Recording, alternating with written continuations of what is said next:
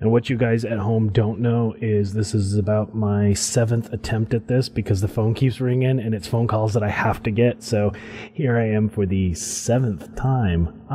So what's going on, everybody? BC Dodge here. You can find me at thevennetwork.org, obviously on YouTube. You can find me at bcdodge.me. Check me out. Check these videos, comment, share. Make sure you subscribe everywhere that you find these so that you know when I post new ones, because that's how you keep up with stuff. So what I want to do this morning is I want to talk about a tweet that I posted a while ago. And let me read it to you. It says, "Is it possible that we are in a cycle that needs to be broken? The further the right goes right, the further the left needs to go to counterbalance. And then the right feels that they need to go even further to counterbalance even more." So what I mean by that is that if you have a center and you're in the center, right? And somebody does something a little extra conservative that you don't appreciate, that you don't think, and you're like, whoa, that's not quite right. Maybe you go a little more left to try to create that counterbalance. And when that happens, the person on the right says, oh, well, that's not right either, so I'm going to go a little further right. And then the person on the left says, oh, I'm going to go a little further left. And pretty soon, at the end of it, we're all the way out here, and we are totally separated, and the divide is just huge. And we're just divided.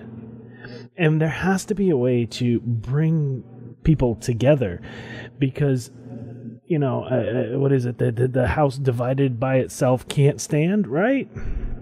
So, or I can't stand a house divided by itself. So it's one of those things that we need to stop this hamster wheel that we're on. And I got a couple of really interesting comments. One was that we would need an end to worldwide racism and hate, and we would need equality for women. We would all need to see each other as equal components, regardless of race, regardless of color, regardless of gender, regardless of sex. And I agree with that. There's no reason that we shouldn't all see each other as equals. There's no reason that I should see somebody who looks differently than how I am. I would want to treat them the way that I would want to be treated. I don't care where they come from. I don't care what they look like. We should all treat each other equally because we're all humans. And one thing that I love to say is, at this moment in time in science, we only have one blue marble to go through space on. And we need to figure out how to get along and move along on this blue marble, because there ain't no place else to go. So we got to figure this out.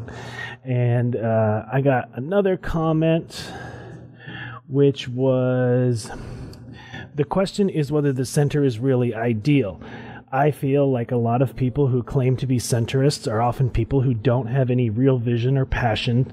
Centrists just tend to want things to continue as they were and have the luxury of a stable, comfortable life to feel that way. But there's a large number of people who live in poverty, have medical needs, and who are in need of serious help. And center doesn't always want to help them and continues to ignore them.